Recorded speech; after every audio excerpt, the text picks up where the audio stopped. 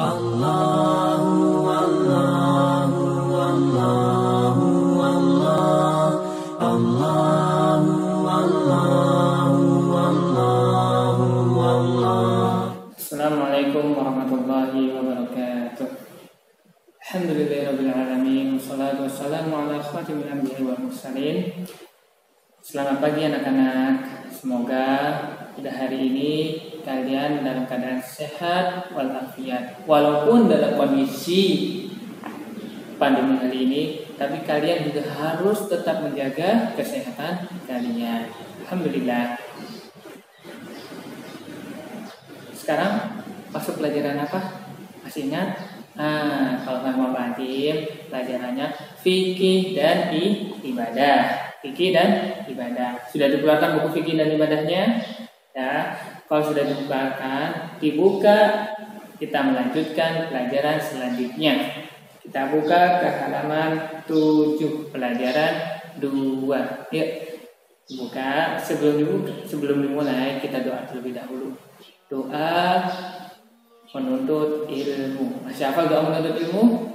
Mana? Raditu billahi rabbah wa bil islami dina wa bi Muhammadin nabiyya wa rasula rabbi zidni ilma warzuqni fahma. Amin amin Allahumma amin. Oke, sudah dibuka halaman 7 pelajaran 2. Dibuka halaman 7 pelajaran 2. Dibuka semuanya. Oke. Syarat-syarat salat jamak. Masih ingat salat jamak kemarin? Kita bahas dulu pelajaran kemarin. Pelajaran minggu lalu. Pelajaran tentang salat jamak. Salat jamak itu apa? Salat jamak adalah salat yang digabungkan. Arti katanya menggabungkan.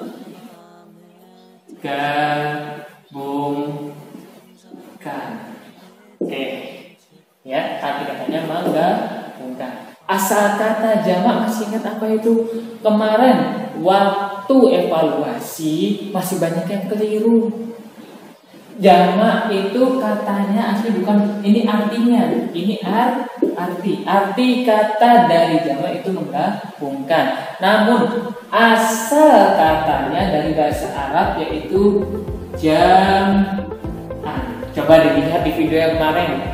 Di video yang kemarin Pak Hakim merangkum itu tulisannya atasnya itu jam'an. Asal kata dari kata jamak adalah jam'an. Artinya baru menggabungkan. Kalau artinya waktu menggabungkan. Namun asal katanya, kalau asal katanya itu asal katanya itu jam'an. Artinya menggabungkan. Oke. Udah paham maksudnya? Asalnya itu jam'an, artinya itu menggabungkan. Menggabungkan apa? Menggabungkan sholat. Namanya juga tadi apa? Sholat jamak. Nah, sholat jamak itu ada berapa? Ada 4. Apa aja itu? Zuhur, asar, maghrib, sama isya. Ya. Ada 4 sholat yang dapat digabungkan dan dapat dijamak. Zuhur sama asar, maghrib sama isya. Masih ingat kan? Jamak ada yang jamak takdim sama jamak takhir. Masih ingat pembagian salat jamak? Jamak takdim dan jamak takhir. Apa itu jamak takdim? Masih ingat kemarin?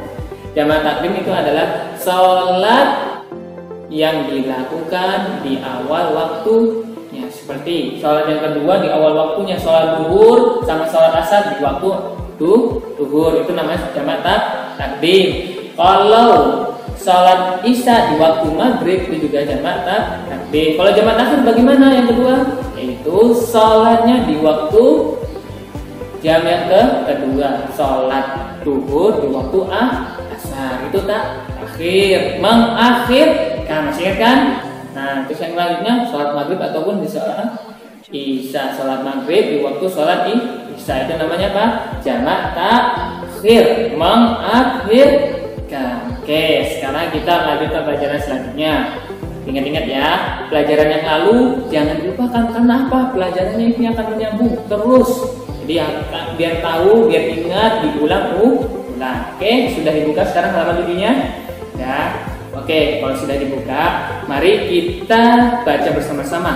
Baca bersama-sama pelajaran 2. Buka halaman 7, sudah siap? Buka bukunya. Oke.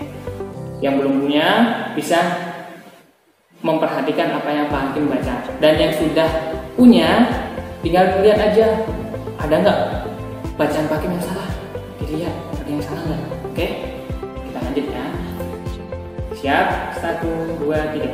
Pelajaran 2, syarat-syarat salat jamaah. Salat jamaah merupakan rukhsah dari Allah Ta'ala. Salat jamaah disyariatkan untuk meringankan kaum muslimin. Meskipun demikian, mengerjakan salat jamaah tidak bisa semaunya, sebab ada syarat dan ketentuannya. Syarat-syarat salat jamaah. Dalam salat jamaah takdim atau jamaah takhir, ada beberapa syarat yang harus dipenuhi. Syarat salat jamaah takdim yaitu 1. Berniat di dalam hati untuk salat jamaah takdim. Niat salat jamaah tidak dilafalkan dengan lisan karena hal itu tidak pernah dicontohkan oleh Rasulullah SAW. 2. Berturut-turut, yaitu setelah mengerjakan salat fardu yang pertama langsung dilanjutkan dengan salat fardu berikutnya. 3. Tertib, yaitu mendahulukan salat sesuai dengan urutannya. Misalnya, mengerjakan salat maghrib terlebih dahulu sebelum mengerjakan salat isya. Lanjut ke halaman 8 lagi ya. Apabila akan melakukan salat jamaah takhir, maka disyaratkan di jamaah takdim, sekarang jamaah takhirnya. 1. Berniat di dalam hati sejak waktu salat yang pertama. Misalnya, seseorang ingin mengerjakan salat zuhur dan salat asar dengan jamaah takhir, maka pada waktu zuhur hendaknya dia berniat akan melakukan jamaah takhir di waktu asar. 2. Masih berada di perjalanan hingga akhir waktu salat yang kedua. B. Tanda tertib salat jamaah. Selain harus memenuhi syarat-syaratnya, salat jamaah harus dikerjakan sesuai tata tertib seperti berikut. 1. Salat jamaah yang dilakukan secara berjamaah hendaknya dimulai dengan azan dan iqamah. 2. Sebaiknya jeda waktu di antara dua salat yang dijamaah tidak terlalu lama. Misalnya, setelah mengerjakan salat zuhur, sebaiknya segera mengerjakan salat asar. 3. Sesuai dengan urutan waktu salat, mengerjakan salat zuhur dan maghrib selalu didahulukan, baik pada jamaah takdim maupun jamaah takhir. Tidak boleh mengerjakan salat asar terlebih dahulu, lalu mengerjakan salat zuhur, atau mengerjakan salat isya terlebih dahulu, lalu mengerjakan salat maghrib. Tidak boleh. C. Kapankah diperbolehkan jamaah salat? Kita diperbolehkan jamaah salat ketika sedang berada dalam salah satu keadaan berikut. 1. Ketika sedang melakukan safar atau perjalanan jauh. 2. Ketika berada di Arafah atau Muzdalifah, yaitu pada saat menunaikan ibadah haji. 3. Tatkala sedang mengalami sakit. 4.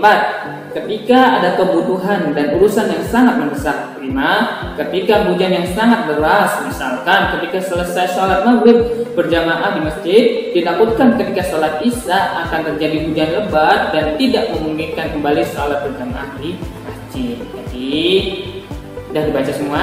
Sudah paham belum? Sudah? Sudah paham belum? Kalau belum kita bahas ya. Kita bahas, oke? Kita bahas ya, dibuka lagi halaman 7. Halaman 7 kita bahas satu persatu. Pelajaran 2 salat-salat jamaah. Masih ingat tadi salat jamaah tadi apa? Menggabungkan. Arti asal katanya dari kata apa? Jamaah. Artinya menggabungkan. Oke? Salat jamaah merupakan rukhsah. Tahu rukhsah itu apa?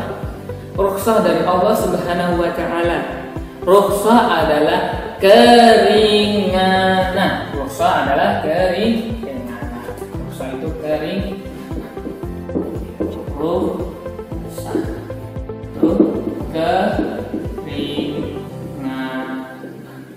Keringanan dari siapa? Keringanan dari Allah Subhanahu wa Ta'ala untuk umat Islam agar melakukan ibadahnya tidak kesulitan.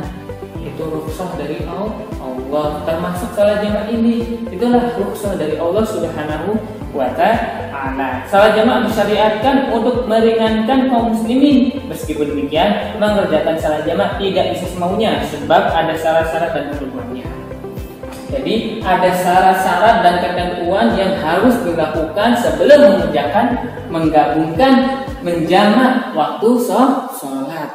Jadi setiap hari misalkan kayak biasa seperti ini kita sholat, berjamaah aja yuk, kan ada keringanan loh. Nggak bisa seperti itu, nggak bisa semaunya seperti itu, harus ada aturannya. Bisa dapatkan keringanan, bisa dapatkan rukhsah dari Allah itu ada caranya, ada tata caranya, ada tertibannya. Harus bagaimana kita pelajari. Tadi sudah dibaca, kita pelajari sekarang. Nah, syarat-syarat salat jamaah. Yang pertama yaitu syarat-syarat salat jamaah. Dalam salat jamaah takdim nih, jamaah takdim dulu ya, atau jamaah takhir. Jamaah takdim atau jamaah takhir ada beberapa syarat yang harus dipenuhi. Syarat-syarat jamaah takdim nih, salat jamaah takdim dulu. Syarat salat jamaah takdim. Yang pertama, berniat di dalam hati untuk salat jamaah takdim. Niat salat jamaah tidak dilafalkan dengan lisan karena hal itu tidak pernah dicontohkan oleh Rasulullah Shallallahu Alaihi Wasallam. Ingat, kalau misalkan ada salawat dari Rasulullah dijawab Shallallahu Alaihi Wasallam. Oke, lanjut. Jadi harus niat. Iya dah. Emang harus niat. Kamu belajar buka video ini pun niat. Gak mungkin kalau niat gak buka video. Nah, semua hal itu harus ada niatan. Cuma sholat doang nggak ada niatnya buat sholat jamaah, sholat zuhur, terus itu selanjut sholat asar. Tapi nggak ada niatan, ya sholatnya nggak ada artinya sholatnya. Jadi harus ada niat. Boleh dilafalkan ataupun tidak. Kalau misalkan dari buku ini tadi mengatakan kalau Rasulullah tidak pernah mencontohkan, namun ada beberapa orang itu agar tenang, Ustaz, aku mau sholatnya dengan niat, boleh nggak? Asalkan kamu tenang dengan niat itu silakan. Namun kalau misalkan sudah tenang tidak menggunakan niat, itu sama seperti Rasulullah. Kenapa Rasulullah pun tidak melafalkan niat? Jadi niat ini ada dua pendapat. Kalau dari buku ini tadi tidak apa-apa, tidak mengucapkan niat. Namun di lain tempat itu tidak apa-apa kalau misalkan mengucapkan niat. Penting intinya satu, niat. Pokoknya satu ya, intinya niat. Walaupun dilafalkan ataupun tidak, pokoknya satu, niat. Setelah sholat zuhur, menjamak sholat asar, niatnya dulu. Nanti kalau nggak ada niatnya, nanti termasuk sholat sunnah mungkin nggak ada artinya, nantinya malah Alhamdulillah. Makanya harus ada niat. Kalian juga belajar juga sama, harus ada niat. Niat kenapa? Mencari keridhaan Allah agar lebih paham mengenai agama, ilmu-ilmu dunia ataupun yang lainnya. Ya, oke, harus ada niat ya. Lanjut, yang kedua, berturut-turut, yaitu setelah mengerjakan sholat fardu yang pertama langsung dilanjutkan sholat fardu berikutnya. Jadi, kalau misalkan kita sholat zuhur sama sholat asar, ini jamaah takdim ya. Tadi kan syaratnya jamaah takdim. Tadi sholat zuhur. Nah, assalamualaikum udah selesai. Kemudian nanti dulu sholat asarnya berjamaahnya nanti jam 2. Nggak boleh. Nanti dulu sholat jamaahnya mau jam 1-an aja istirahat sebentar, nggak boleh. Harus berturut-turut langsung. Jadi pas salam langsung berdiri melanjutkan yang digabung tadi sholatnya, sholat jamaah tadi, sholat asar misalkan, ataupun sholat maghrib sama sholat isya langsung pas selesai sholat maghrib assalamualaikum berdiri langsung sholat isya. Nggak boleh dikundur-kundur nanti lagi, nggak boleh. Jadi harus berturut-turut ya, berturut-turut. 3. Tertib, yaitu mendahulukan sholat sesuai dengan urutannya. Misalnya mengerjakan sholat maghrib terlebih dahulu sebelum mengerjakan sholat isya. Waktu sholat maghrib kita lagi dalam perjalanan, udah mau malam, susah. Kalau misalkan kita dari masjid lagi, itu bagaimana? Nah, kita sholat maghrib sekalian sholat isya. Tapi kalau misalkan kamu sholat isya dulu baru sholat maghrib, itu tidak boleh. Masih ingat pelajaran kemarin Pak Agim juga udah bilang di video untuk minggu kemarin yang Pak Agim kasih itu apa? Tidak boleh, tidak berurutan. Sholat isya dulu lebih enak, biar 4 rakaat habis itu 3 nyantai. Nggak boleh. Kan sholat isya 4 rakaat. Sholat isyanya 3 kan? Sholat maghribnya 3 kan? Nah, sholat isya dulu sampai 4 rakaat. Biar enak nanti sholat maghribnya 3 rakaat. Terakhiran. Nggak boleh, harus berurutan. Maghrib dulu 3 rakaat, habis itu sholat isya. Itu syarat-syaratnya ya, jadi 3. Waktu sholat jamaah takdim yang pertama tadi apa? Niat.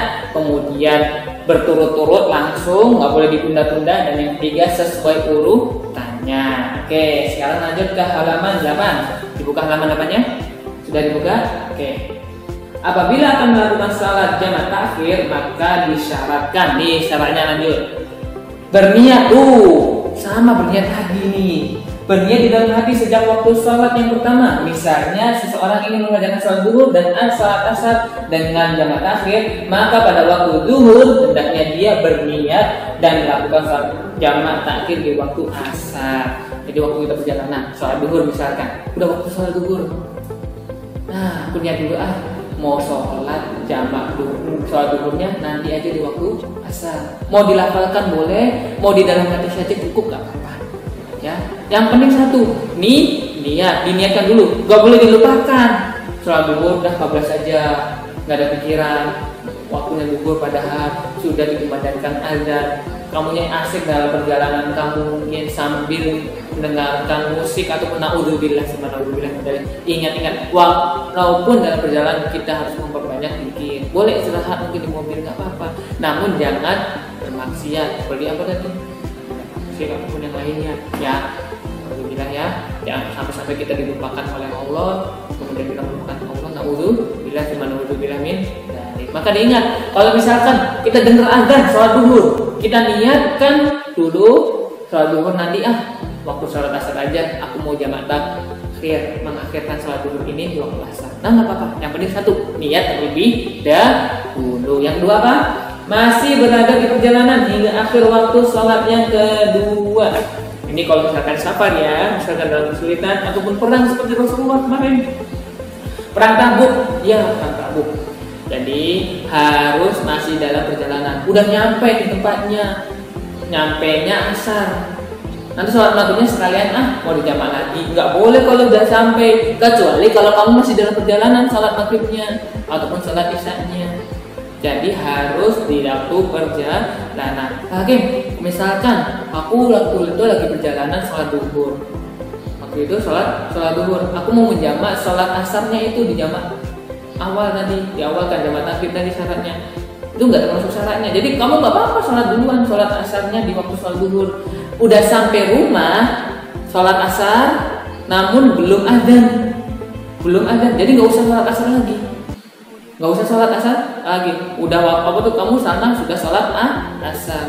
Jadi nggak usah lagi sholat asar. Kenapa? Tadi sudah dijamak di awal. Tapi kalau misalkan jamak takhir, kalau misalkan kamu dalam perjalanan sholat asar, sholat zuhur di waktu asar. Nah, kalau misalkan sudah nyampe asar, udah nyampe nih, sekalian sholat maghribnya juga. Padahal kamu udah nyampe loh, itu nggak boleh. Kalau udah nyampe sudah cukup sampai terakhir sampainya di waktu asar mungkin. Di waktu maghrib kamu udah nyampe ya. Mau jamak sholat isya sekalian. Kamu kan udah nyampe, bisa istirahat, udah sholat maghrib dulu. Sholat maghrib, selesai sholat maghrib baru sholat isya. Kecuali kamu dan masih di perjalanan, sholat maghribnya di waktu sholat isyanya di waktu maghrib nggak apa-apa. Kalau misalkan udah nyampe kemudian sholat isya, tadinya sholat maghribnya belum, pas nyampe itu langsung sholat maghrib sama isya, nggak apa-apa. Asalkan masih dalam perjalanan ataupun udah sampai. Kalau misalkan udah sampai di ruangan, udah di kamar, kemudian sudah selesai sholat zuhur sama asar, nah istirahat, kemudian adzan maghrib, mau sholat jamak lagi itu yang nggak boleh. Jadi masih dalam perjalanan dan masih tadi yang pertama apa? Niat. Harus niat apapun semua pekerjaan harus ada niat. Selanjutnya pembahasan selanjutnya, oke? Tata tertib salat jamak. Tadi kalau tadi dimuji yang jamak takdim sama jamak takhir. Kalau sekarang semuanya syarat tata tertibnya. Ini tata tertibnya. Kalau yang tadi syarat, sekarang yang tata tertibnya sebagaimana. Selain harus memenuhi syarat-syaratnya, tadi kalau misalkan syarat-syaratnya nggak terpenuhi, nggak boleh menjalankan sholat jamak. Nah, sholat jamak harus dikerjakan sesuai tata tertib sebagai berikut. Yang pertama, sholat jamak yang dilakukan secara berjamaah hendaknya dimulai dengan azan dan iqamah. Itu tata tertibnya ya. Jadi nggak boleh langsung sholat zuhur, selesai salam, kemudian langsung berdiri sholat asar. Dianjurkan dianjurkan. Kalau misalkan azan kepanjangan dah qomat juga nggak apa-apa. Untuk membedakan antara sholat satu dengan sholat yang lainnya, nggak apa-apa. Ada batasannya. Ataupun mau langsung juga nggak apa-apa sebenarnya. Namun dianjurkan. Dianjurkan itu bagaimana? Lebih baik membacakan azan dan iqamah baru sholat zuhur, selanjutnya sholat asar. Itu ada batasannya. Di tengah-tengah tadi sholat zuhur sama asar, azan dan iqamah. Kalau misalkan azan kepanjangan boleh langsung iqamah. Kalau misalkan enggak, dua-duanya itu tidak apa-apa. Namun dianjurkan, sekali lagi tadi udah Bang bilang, lebih baik. Kamu milih yang lebih baik ya? Kalau milih yang lebih baik udah azan. Tapi kalau misalkan ngikutin yang tadi, misalkan orang tua kamu langsung sholat nggak azan dan iqamah, nggak apa-apa. Kamu ingetin lebih baik. Pak, qomat dulu yuk, biar lebih enak. Oke, selanjutnya sebaiknya jeda waktu di antara dua sholat yang dijamak tidak terlalu lama. Misalkan setelah mengerjakan sholat duhur, sebaiknya segera mengerjakan sholat asar. Setelah sholat duhur langsung sholat asar, nggak boleh di waktu yang lama-lamain. Nanti sholat asar tuh kayak Pak nanti jelasin yang pertama di waktu sholat jamak takdim itu, misalkan sholat jamak takdim harus berurutan. Tadi kan masih ingat syarat-syaratnya harus berurutan, tata tertibnya termasuk ya. Jadi harus langsung. Ataupun sama sholat maghrib sama sholat isya di waktu jamak takhir. Sholat maghrib dulu, nanti dulu sholatnya, sholat isyanya. Mending sholat maghrib, nggak boleh harus langsung ya, harus langsung. Dan itu pun harus berurutan tadi.